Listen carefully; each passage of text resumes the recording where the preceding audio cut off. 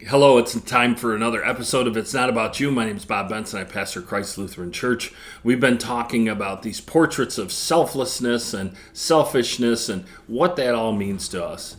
And Paul explains it. Love is selfless, or is selflessness love? And I want you to contemplate that question as I read this section of Scripture from 1 Corinthians 13, and we're all familiar with this section of Scripture, but I want you to keep that question in the back of your mind. I'm going to read verses 4 through 7. Love is patient and kind. Love does not envy or boast. It is not arrogant or rude. It does not insist on its own way. It is not irritable or resentful. It does not rejoice in wrongdoing, but it rejoices with the truth. Love bears all things, believes all things, hopes all things, endures all things. I would tell you that as you think about selflessness and love, they go hand in hand.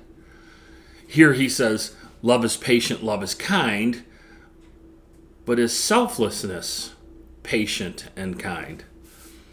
Does selflessness not envy or boast? Does selflessness arrogant or rude? Does selflessness insist on its own way? No, we would say that's selfishness if it insists on its own way. It's not irritable or resentful. It does not rejoice in wrongdoing, but rejoices with the truth. Love bears all things, believes all things, hopes all things, endures all things. Are we selfless when we pour ourselves into those things? When we bear each other's burdens? When we believe what people tell us?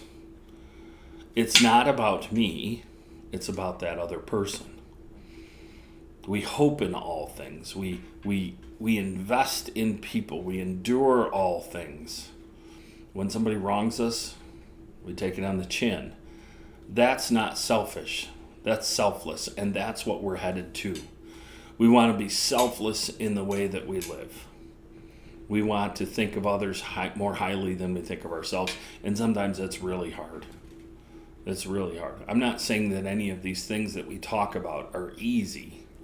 As a matter of fact, in the culture that we live in today, our culture has become so selfish, and it's permeated the church, and it's permeated the people of the church. And we have to be careful. We have to model Christ-likeness. When we call ourselves Christians, we call ourselves a little Christ. How is it that we model this in our lives today? Do we make it about us, or do we make it about others? So it's not about you. Thank you for taking the time to watch.